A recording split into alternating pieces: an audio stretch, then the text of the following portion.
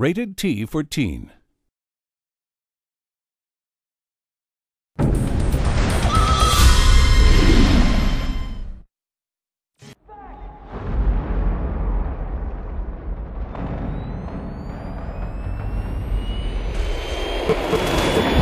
Hello, my name is Martin Wallfish and I'm the founder and president of Massive Entertainment. We're currently working on a game that we believe will change the RTS genre forever. The game is called World in Conflict. Today I'd like to show you our ground deformation system and also reveal what we have achieved with DX10. World in Conflict is of course the best looking game ever, well at least we think so. But let me say that we're still working on the final touches and my team has an attention to detail that I think is second to none. You haven't seen everything yet and here's what I'm talking about. For a long time we said that we wouldn't have ground deformation in World in Conflict, but with our focus on realistic destruction and intensity, we eventually decided that we simply had to add some real damage to Mother Earth. Here's an artillery barrage raining down from the sky on some poor units. Notice how the ground takes just as much damage as everything else. The tanks that follow will now have to drive down into the crater and then up again on the other side. All units are affected in the same way, of course, and there is no limit to how much deformation you can add in the game. It looks pretty awesome, but this is not just a graphical feature. In World in Conflict, line of sight is an important tactical aspect, and good players will know how to use this to their advantage. When units move through deformed terrain, it has a direct impact on their line of sight. For instance, an infantry unit that is in the bottom of a big crater won't be able to see beyond the edge above.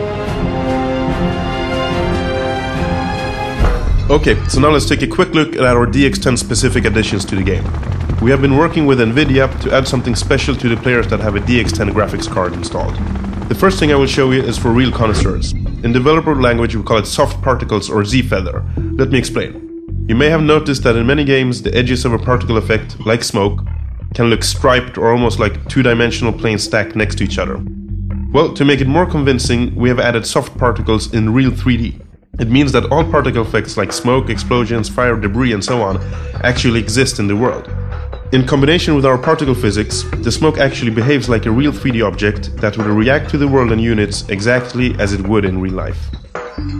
Another example of our attention to detail is this DX10 feature, global cloud shadows. All the clouds in World in Conflict are volumetric and behave like clouds should.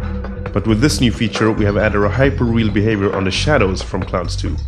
See here how the shadows move across the fields. When they hit buildings, objects and units, the effect is completely realistic and accurately simulated as the shadows move across walls, rooftops, trees and everything else. Shadows are of course also affected by the cloud shape and thickness.